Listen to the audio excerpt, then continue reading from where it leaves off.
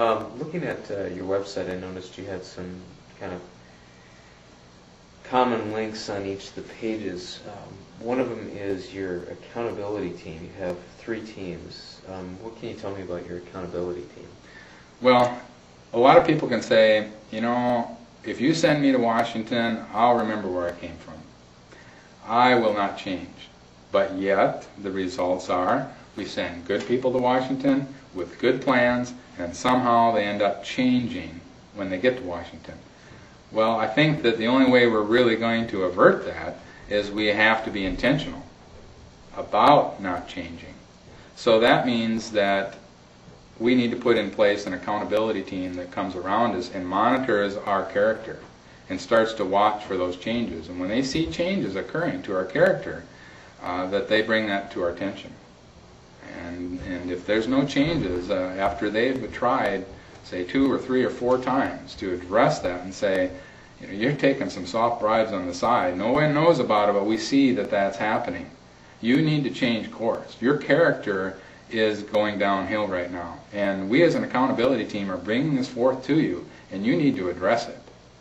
And if I don't address it, we've agreed ahead of time that they will issue a press release to the public that says that because of Steven Wilson's actions, we no longer support him, and we step away from his political endeavors, and we are no longer associated. And that press release would go out, and then the voters would ultimately decide what the ramifications are for me.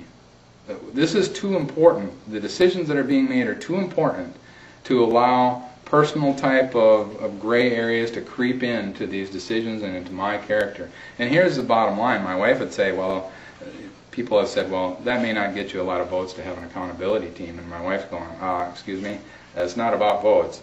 I want the same husband to be the leader of our household financially in 5 years, just like he is today. I want the same character in my husband 5 years from now as what I see today. I want the same father to my children in 5 years from now as what we have today. Now, I make a lot of mistakes, but I think going to Washington has the opportunity for me to make a lot of character flaws and embrace some of those, and that happens one little step at a time. And the accountability team is charged with catching those small little incremental decays in my character. Okay. The innovative policy team, you have a team for that as well? Yeah. When you run for the endorsement of the Independence Party of Minnesota, I don't have a whole bunch of talking points. I don't know if you've noticed, but I don't have talking points that have come from one of the major parties that I'm following going, okay, I've checked that one now, let's see, Jason's going to ask this one next. I haven't been looking at my notes. I've got a blank sheet of paper with your name on it. Those are my notes. So when you run as an independent, you have to start thinking for yourself. You can't follow the lines of a major party.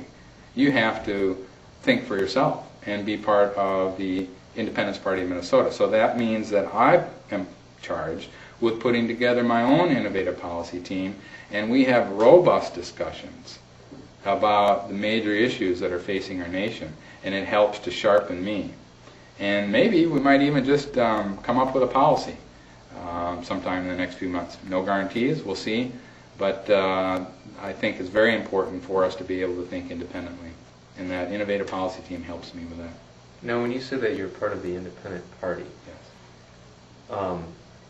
Do they have their own conventions? Yes. And so, I mean, you know, Democrats, Republicans, independent party, there is a foundation of belief, I would assume, with the independent party. Not a lot of people completely understand what the independent party represents, so there still has to be some sort of agenda or propaganda that's pushed, I would think, at a higher level of the organization to accomplish, you know, their overall party objectives. So, is that something that you know, your beliefs are completely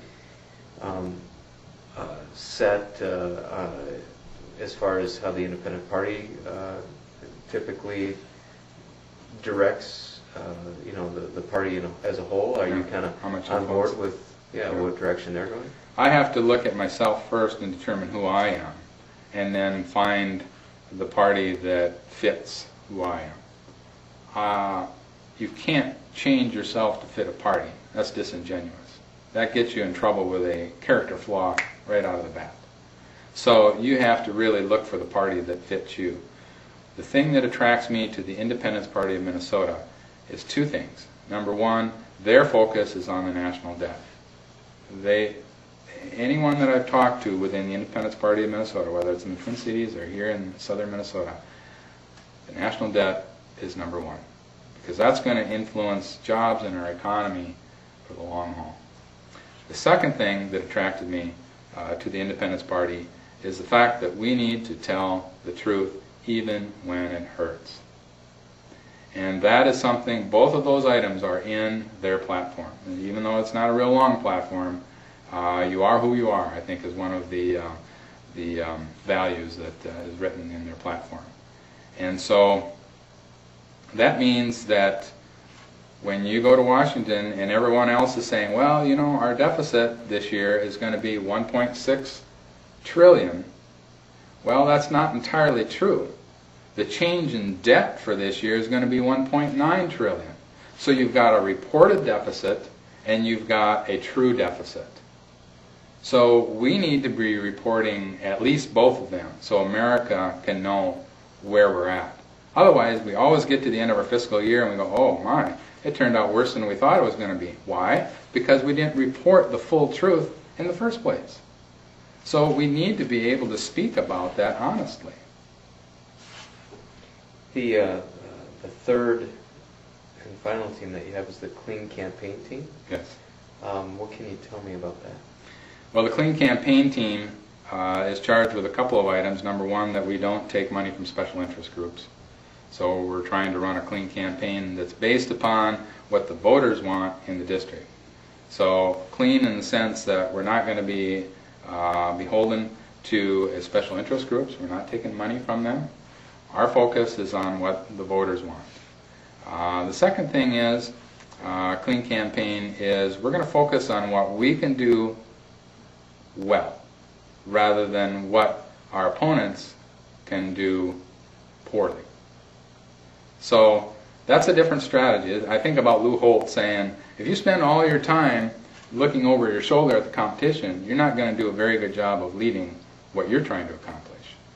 And I think about that, and so much of the rhetoric around politics today that gives it such a bad name is we spend so much energy trying to discredit the competition. I just get tired of that whole approach. It's just not who I am. So the Clean Campaign Team needs to make sure that when we spend money on advertising dollars, the things that we can control, it's focused on what we can do and do it well, and spend no time trying to discredit the competition. Yes, there are plenty of campaign schools that say, if you want to win, that's the way to do it. But it still doesn't mean that discrediting competition is the right thing to do. So with putting a limitation on where you can get your funding for your campaign, how does your campaign fund, dollar-wise, compared to, say, Tim Waltz or anybody else you're going up against? Sure. Well, those reports come out quarterly. We haven't filed our quarterly report yet because we were just announcing a month ago. And so at the end of March, we will put together our reports. I think it's about that time frame. And we'll be putting together our reports, and then it'll be public information and people will be able to see that. Okay. All right. Do you have anything else that you'd like to share? No, I'm just impressed with Fillmore County. There is so much here for the greater Minnesota. There's so much here in the area of tourism. There's so much here in the area of agriculture. There's so much here in the area of innovation, of knowledge, of expertise. There's so much here in terms of family culture and really still understanding the value of hard work and the value of family. And that's something that America really needs to learn from.